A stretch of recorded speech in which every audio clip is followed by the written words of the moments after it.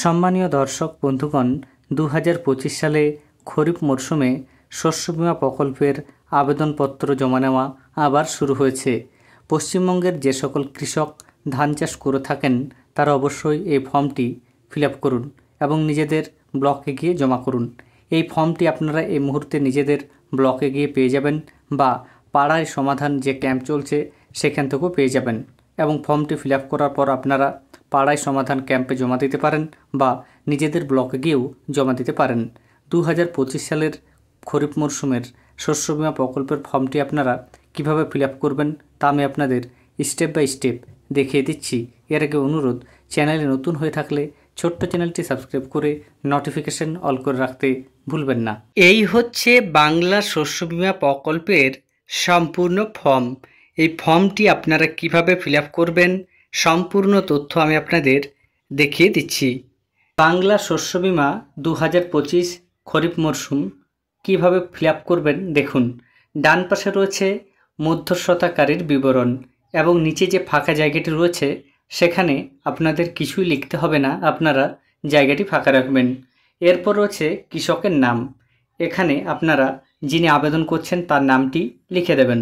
তারপর রয়েছে পিতা মাতা স্বামী বা অভিভাবকের নাম, অর্থাৎ যিনি আবেদন করছেন সেই আবেদনকারীর পিতার নাম বা মাতার নাম বা স্বামীর নাম বা অভিভাবকের নাম আপনি যেটা চাইছেন সেটা এখানে লিখবেন এবং যার নাম লিখবেন তিনি সম্পর্কে পিতা হলে পিতার উপর টিক করবেন, মাতা হলে মাতার উপর টিক করবেন। এরপর রয়েছে বয়স, আবেদনকারীর বয়স আধার কার্ড অনুযায়ী লিখে দেবেন।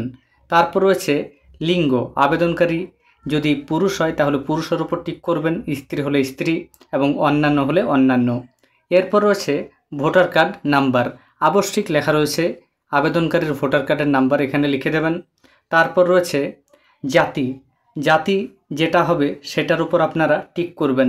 সাধারণ হলে সায়ের উপর টিক করবেন, তপশিলি জাতি হলে তপশিলি জাতির উপর, তপশিলি উপজাতি হলে তপশিলি উপজাতি বা ওবিসি হলে ওবিসির উপর। এরপর মোবাইল নাম্বারটি দেখে দেখে এখানে লিখে দেবেন। আবেদনকারীর আধার নাম্বার এখানে লিখবেন। আবেদনকারীর বসবাসের ঠিকানা, তার গ্রামের নাম এখানে লিখবেন, গ্রাম পঞ্চায়েতের নাম এখানে লিখবেন, ব্লকের নাম এখানে লিখবেন, জেলার নাম এখানে লিখবেন। কেসিসি অর্থাৎ কিষাণ ক্রেডিট কার্ড যদি থাকে তাহলে হ্যাঁ করবেন, যদি না থাকে তাহলে না করবেন। কৃষক বন্ধু আইডি আপনারা এখানে লিখে দেবেন। কৃষক বন্ধু আইডি আপনারা কোথা থেকে পাবেন সেটা আমি ভিডিওর একেবারে শেষে দেখিয়ে দেব। এরপর দেখুন লেখা রয়েছে বীমার জন্য প্রস্তাবিত ফসল এবং জমির বিবরণ। যে ব্লকে আপনার জমিটি রয়েছে সেই ব্লকের পর্চাটি আপনি বার করবেন এবং সেই পর্চায় লেখা থাকবে কোন ব্লকে আপনার জমিটি রয়েছে, সেই ব্লকের নাম লিখবেন, কোন গ্রাম পঞ্চায়েতের মধ্যে সেই জমিটি রয়েছে সেটা লিখবেন, মৌজার নাম ও জিএল নাম্বার নিচের ঘরটিতে লিখবেন, খতিয়ান নাম্বার এখানে লিখবেন, দাগ নাম্বার লিখবেন। বীমার জন্য প্রস্তাবিত এলাকা, আপনার জমিটি কত একর রয়েছে সেটা এখানে লিখবেন।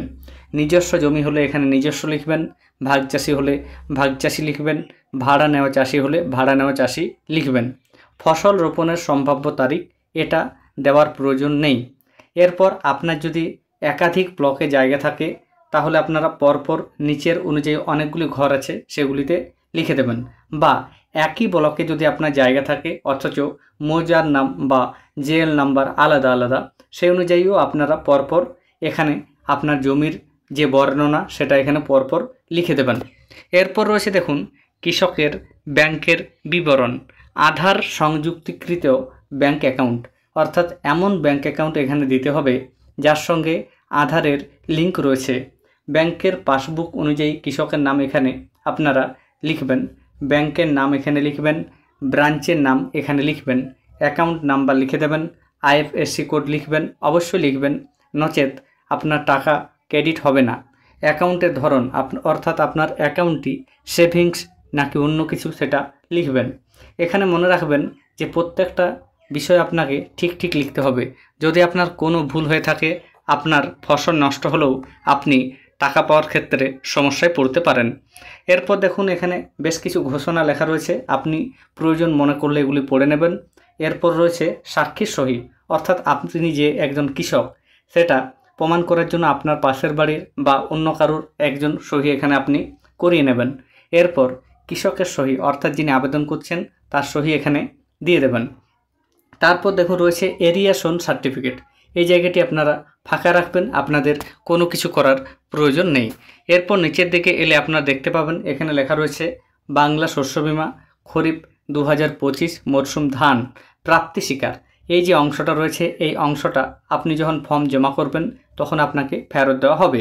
এখানে আপনি নিজের নাম অর্থাৎ আবেদনকারীর নাম লিখবেন, আবেদনকারী পিতা বা অভিভাবকের নাম লিখবেন, যিনি কোন গ্রাম পঞ্চায়েতে বাস করছেন সেই গ্রাম পঞ্চায়েতের নাম এখানে লিখবেন, ব্লকের নাম এখানে লিখবেন, জেলার নাম এখানে লিখবেন এবং এখানে যে তারিখ দেওয়া রয়েছে সেটা ফাঁকা রাখবেন। এখানে ধান ফসলের জন্য লিখবেন এবং কত আপনার জমির পরিমাণ হচ্ছে মোট সেই জমিটির পরিমাণ আপনি এখানে লিখে দেবেন। এরপর আপনি যিনি আবেদন করছেন তার নাম আবার এখানে লিখতে হবে। লেখা রয়েছে শ্রীমতী বা শ্রী অর্থাৎ আবেদনকারীর নাম লিখতে হবে। এর ড্যাশ ব্যাংক অর্থাৎ আপনার ধরুন পাঞ্জাব ব্যাংকে রয়েছে বা স্টেট ব্যাংকে, সেটি আপনি এখানে লিখবেন এবং ব্যাংকের যে শাখা সেই শাখার নামটি এখানে লিখবেন এবং অ্যাকাউন্ট নাম্বারটি এখানে বসিয়ে দেবেন। এরপর দেখুন রয়েছে মধ্যস্থতাকারীর নাম, এটা আপনারা ফাঁকা রাখবেন। এরপর ঠিকানা, এখানে আপনারা নিজের গ্রামের নাম, পোস্ট অফিসের নাম, থানার নাম, জেলার নাম কমা দিয়ে সংক্ষেপে লিখে দেবেন।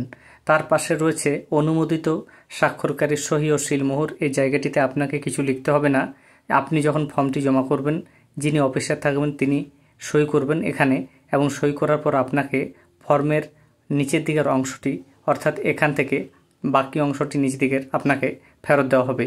এই ফেরত পাওয়া অংশটি আপনি যত্ন সহকারে রেখে দেবেন, ভবিষ্যতে কাজে আসতে পারে। কৃষক বন্ধু আইডি বার করার জন্য আপনারা যে কোনো ব্রাউজার ওপেন করে kishokbandhu.wb.gov.in লিখে সার্চ করলেই এই পেজে চলে আসতে পারবেন। এরপর স্ক্রল ডাউন করে আপনারা নিচের দিকে চলে আসবেন। নিচে এলে দেখতে পারবেন নথিভুক্ত কৃষকের তথ্য, তার উপর আপনারা ক্লিক করবেন। ক্লিক করলেই এই পেজটি আপনাদের সামনে খুলে যাবে। এরপর রয়েছে সিলেক্ট অপশান, সেখানে ক্লিক করে আপনি যে কোনো একটা সিলেক্ট করবেন। যেটা সিলেক্ট করবেন সেটার নাম্বার এখানে বসিয়ে দেবেন। তারপর আই এম নট এর ভোটে ক্লিক করবেন। এরপর সার্চে ক্লিক করবেন। সার্চে ক্লিক করার সঙ্গে সঙ্গে আপনাদের স্ট্যাটাসটি ওপেন হয়ে যাবে। এখান থেকে আপনারা নানা তথ্য দেখতে পারবেন। প্রথমে লেখা রয়েছে একেডি আইডি, তারপর রয়েছে কেবি আইডি। এই যে কেবি আইডি আপনারা দেখতে পাচ্ছেন, এই কেবি আইডিটি আপনাদের কৃষক বন্ধু আইডি। ধন্যবাদ।